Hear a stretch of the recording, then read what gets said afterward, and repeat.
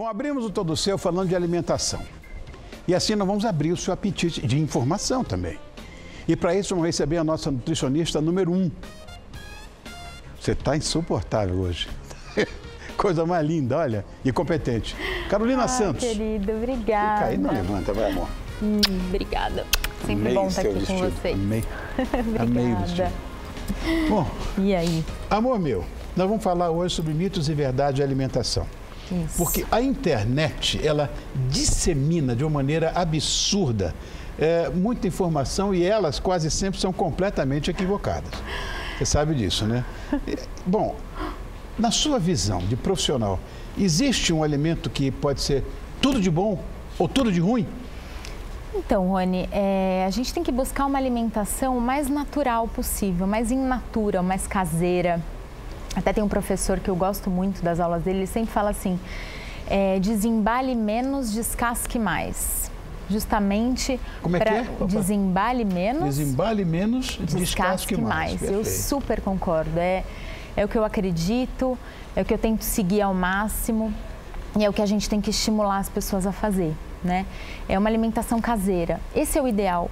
Consumir o mínimo de alimentos processados, ultraprocessados, com aditivos químicos, substâncias químicas corantes, conservantes, que vão intoxicar o nosso organismo e acabam prejudicando de uma certa forma, aí, levando a doenças futuras. Então, por isso que a gente tem que priorizar o alimento in natura, valorizar o alimento in natura. Agora, falando, lógico, né, os alimentos que a gente não deve consumir são esses que eu acabei de comentar, né? Os mais ultraprocessados, processados, cheios de química, corante, doces, guloseimas, principalmente esses industrializados, né? E dar prioridade à alimentação natural, né? O arroz, o feijão, os alimentos integrais, os vegetais, as frutas, né? Carnes de boa qualidade, como a gente comenta, né? Peixes, enfim. É isso que é importante. Agora, não existe um alimento específico que é maravilhoso para todo mundo, porque a gente tem que respeitar a individualidade bioquímica também, né, Rony? Cada um responde de uma forma, né? Até um filósofo romano falava, né? O que é alimento para um pode ser veneno para outro. Exatamente. Né? Exatamente. Lucrécio.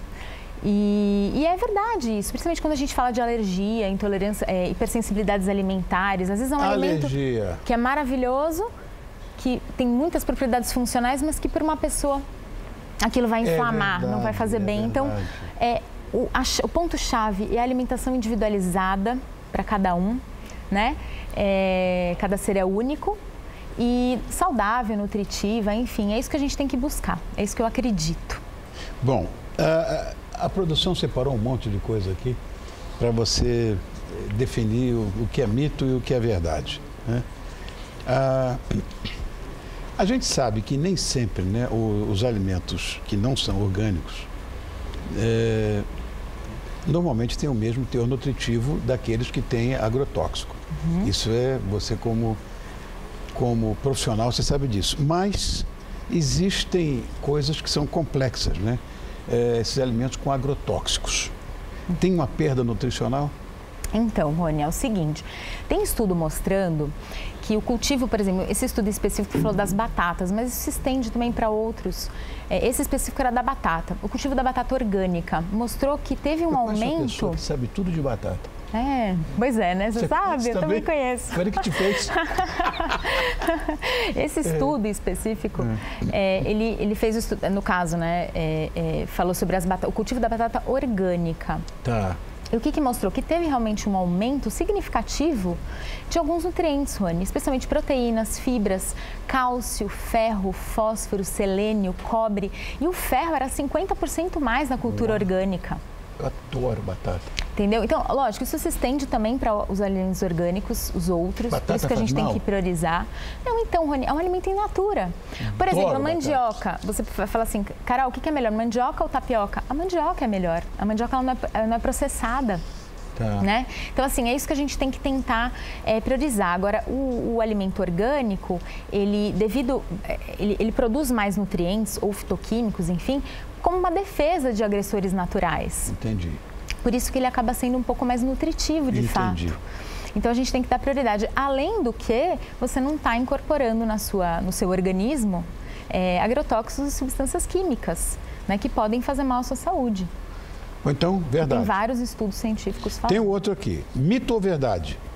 Isso eu já ouvi muito, Carol, e você já falou aqui, você vai repetir. O abacate engorda e aumenta o colesterol. Pois é, eu achei muito legal assim, mito ou verdade? Falar. Então, ele não engorda, ele não aumenta o colesterol. Então é mito. Você falou uma vez aqui, você lembra? O abacate, ele tem gorduras de ótima qualidade, né? Lógico que a quantidade que você vai comer também é importante, né? Mas consumindo na quantidade adequada, Rony, ele pode até ajudar num processo de emagrecimento, inclusive. O quê? Tem estudo mostrando que ele pode reduzir os hormônios que geram fome. O hormônio que gera fome. Então, ele controla o apetite dando saciedade. Agora, lógico, não é para comer um monte de abacate, vai comer a quantidade adequada. E aí vai gerar benefícios. Essa gordura monoinsaturada é uma gordura anti-inflamatória. A obesidade é uma doença inflamatória, então ele vai ajudar nesse caso. A obesidade é uma doença inflamatória? Doença inflamatória. Exatamente. O tecido adiposo, quando está em excesso, ele libera as toxinas inflamatórias. Por isso que quem é obeso tende a desenvolver mais doenças. Entendi. Entendeu? E aí alimentos anti-inflamatórios vêm ajudar, e o abacate é um deles. Inclusive, ajuda a reduzir também, né? Reduzir risco de doenças cardiovasculares. Mas, olha, as pessoas comem abacate com açúcar aqui no Brasil. É o único lugar do mundo que o abacate é comido com açúcar. Pois é. Eu adoro abacate. E abacate na salada. Ele puro, na salada é uma delícia. Amo, perdidamente. A guacamole adoro. mesmo com tomate, cebola, coentro, enfim. Fica muito bom e é muito saudável também, né? Claro. Então, a gente tem que inserir esses alimentos e até desmistificar, né, Rony? Porque é importante. Então, é mito. É mito. Não aumenta. Aliás, colesterol, como assim, num vegetal, né? Pois é. Bom. Exatamente. A gente já vai até falar sobre isso também. Uma outra... Aqui tem uma pergunta. Existe alguma fruta que não é indicada para quem precisa emagrecer? Então, deve ter, Rony, né? Não? Então, foi até bom essa pergunta, né? Porque as frutas, elas são alimentos muito importantes para a saúde. É aquele ponto que eu estou voltando, vou falar de novo, que eu falei e vou retornar a falar. Vamos desembalar mais e descascar mais? Então, às vezes, é muito melhor você comer uma fruta. Não. Melhor, não é melhor comer ela in natura e com a casca, quando possível. Porque as frutas, elas são fontes de vitaminas e minerais, Rony. Essas vitaminas e minerais, elas ajudam no nosso metabolismo celular. Explica, então, Carol, esse metabolismo... que a parte vitamínica, as cabeças, está entre a casca e a polpa. Isso, também. Tem que comer com a casca. Tem que comer com a casca, de preferência. Eu estou tendo muita dificuldade, por exemplo, em comer abacaxi com a casca. Não está dando certo. Não dá, né? Aí tem que fazer o chazinho com a casca. Estou brincando com você, vai. Não é, Rony? Tem que usar mesmo, tá certo.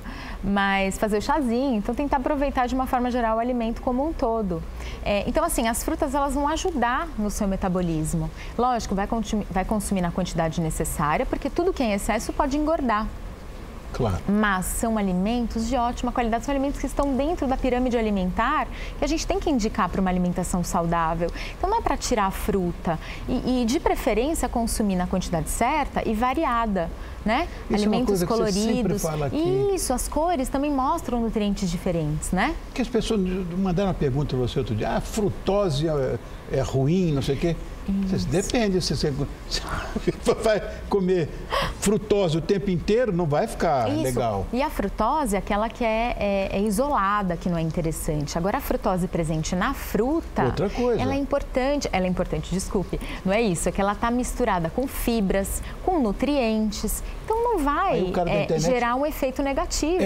O cara da internet pinça a frutose. Frutose é um açúcar, vai fazer mal.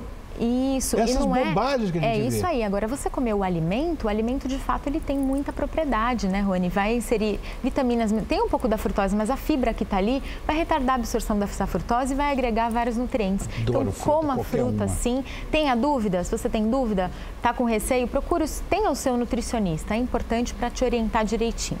Outro, mito ou verdade? Pão integral engorda menos que o pão branco.